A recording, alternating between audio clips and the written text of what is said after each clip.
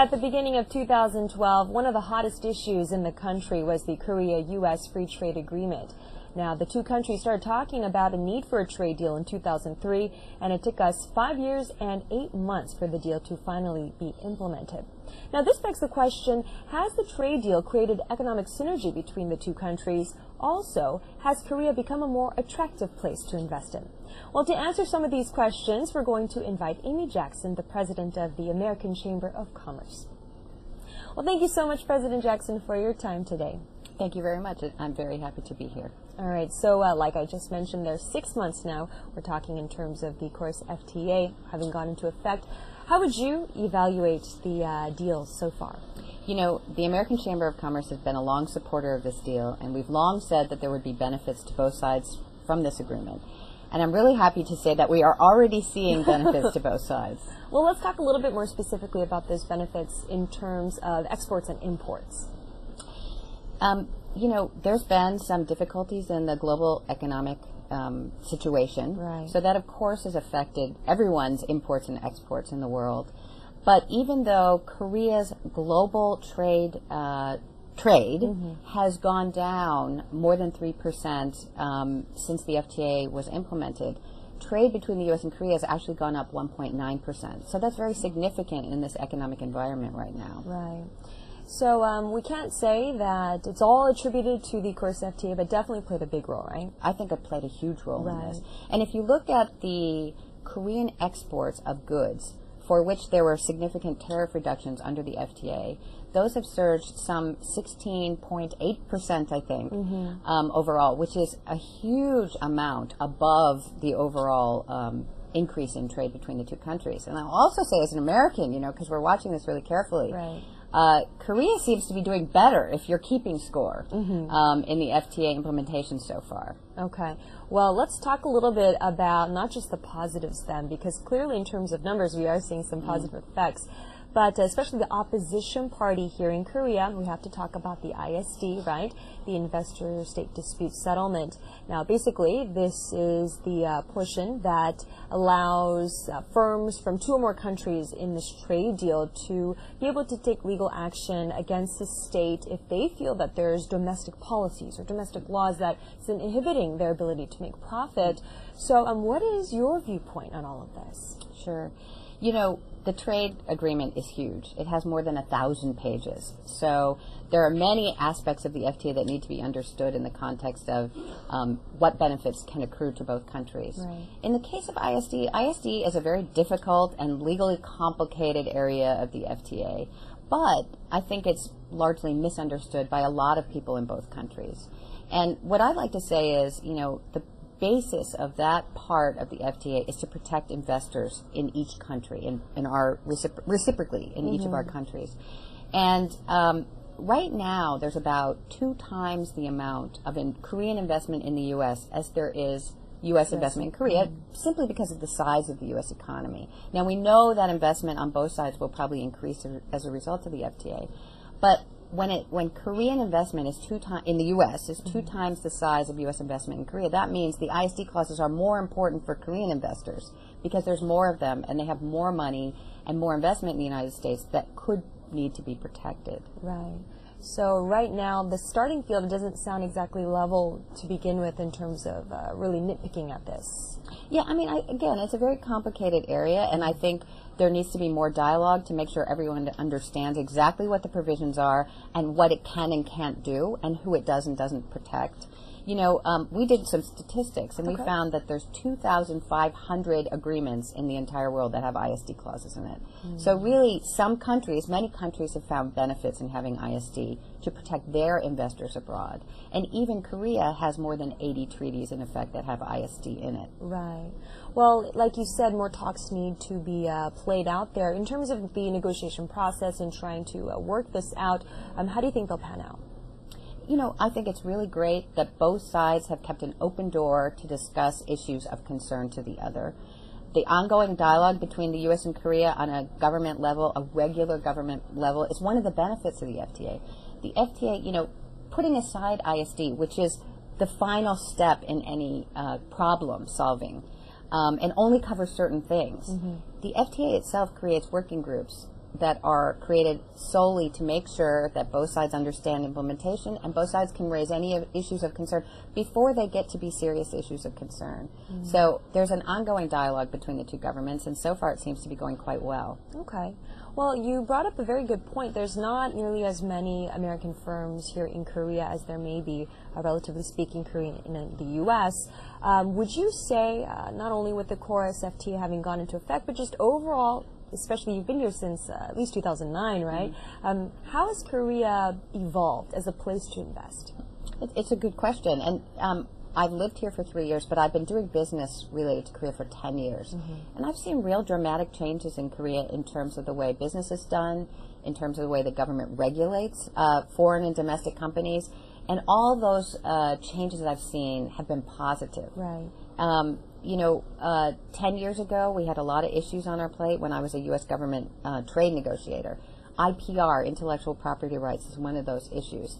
That actually was a sensitive issue between the U.S. and Korea 10 years ago. And now Korea has emerged as one of the leading models in Asia of really good intellectual property rights protection and enforcement, a model for other countries to follow, and a model which the U.S. government, which used to criticize Korea 10 years ago, now pointing to Korea as a model for other countries in the world to follow. That's a really good benefit. And when investors look at what things they need to have in place to give their investment, to protect their investment, make their investment useful for the company, intellectual property rights protection is one of the key things they look at. Yeah, Korea definitely, our economy depends on that. Yes, that's right. Large part, right? Yes. Well, the thing is, Seoul and Washington, we're seeing some of the strongest ties between the two countries. I mean, economic cooperation is obviously very important, but this can lead to effects on strategic cooperation as well. How would you say strategic cooperation has evolved or changed?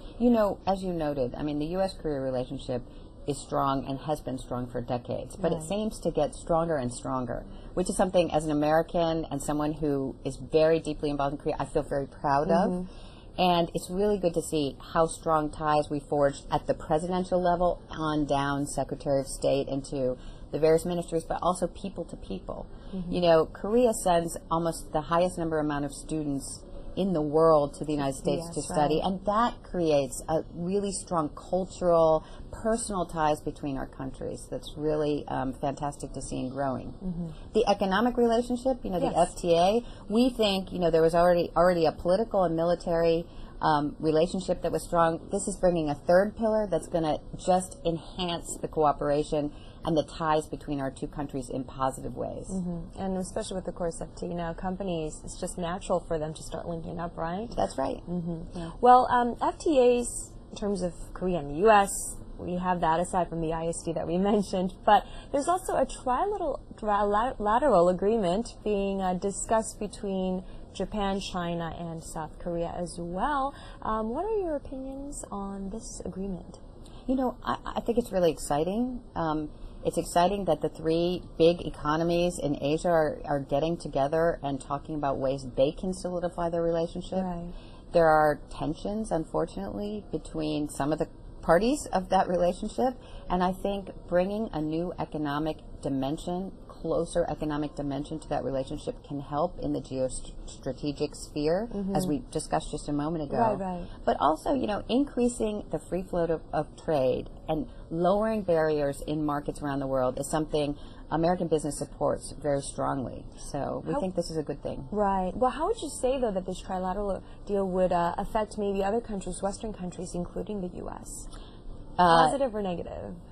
For the most part, positive. I mean, one thing is, to be frank, there are a number of free trade agreements in the Asia region. Some of them are very high-level standards, like the U.S.-Korea Korea-U.S. FTA, right. And some of them are not so high-level standards and aren't comprehensive and don't tackle some of the more difficult issues.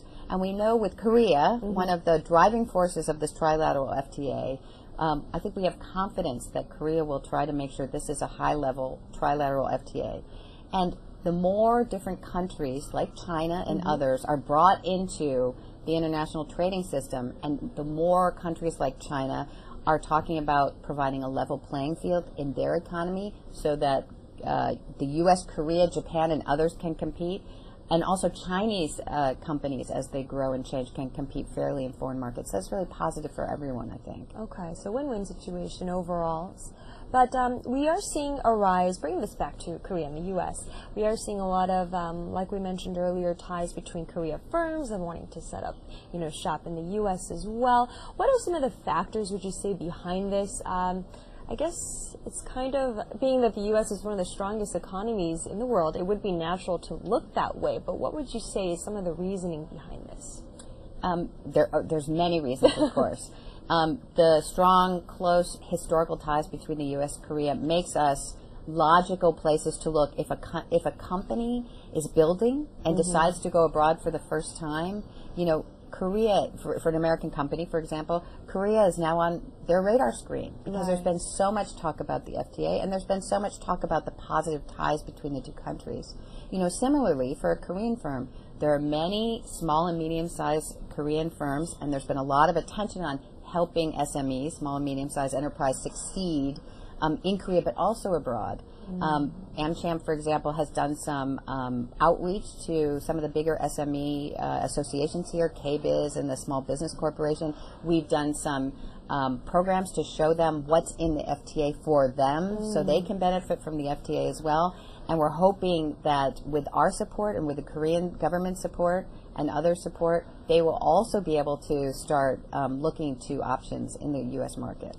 You mentioned earlier how Korea has changed in terms of a place for people to do business. Other countries, especially corporate responsibility, has seen improvement. Ethical business practices has definitely seen improvement. In terms of AmCham's role in contributing to Korean society, I know it's kind of a general question, what would you say the organization has been doing? Contributing to our local community is very important to American companies.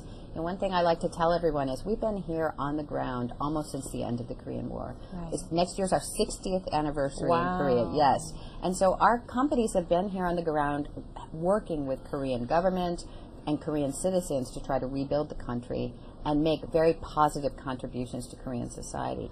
One of the things we do have is our own charitable foundation. It's called the Partners for the Future Foundation, and it was formed in the year 2000 in the aftermath of the Asian financial crisis, when many Koreans were unfortunately out of work. It was the hardest times. Very hard times, and AmCham really wanted to help out our friends in Korea when this happened. So we formed our foundation. It does many things, but one of the primary functions it serves is to provide scholarships to Korean students to go to Korean universities. Korean students from disadvantaged families. Right. And since 2000, we've raised more than $10 million and helped more than 1,800 Korean students go to university. So we're very proud of that. But, this comes from a history of American CSR, corporate social responsibility. Americans are the most charitable people on earth. And, looking at the statistics, Americans give more than 2% of American GDP is given in charity. Wow. That's way higher than anyone else in the world. And it's something that our companies have embraced for many years, and it's ingrained in our corporate culture. So we're really happy to be doing that in the U.S., around the world, but also in our local Korea, where we are so proud to be a part of the community. I would even dare say that it's played a role in definitely affecting the Korean business mindset, because even going as far as a decade ago, donations, charitable, giving and whatnot from a company's point of view wasn't nearly as common as we're seeing some of these practices evolving today, right? I think that's absolutely true, but it's also really exciting and refreshing to see how much attention is being put on this in Korea right now and how quickly companies and individuals are responding. Right. Yeah. Let's talk a little bit about the presidential elections, shall we? It's coming up in December here in Korea. We have contenders, and they are targeting or going about policies talking about economic globalization, not to mention social equity.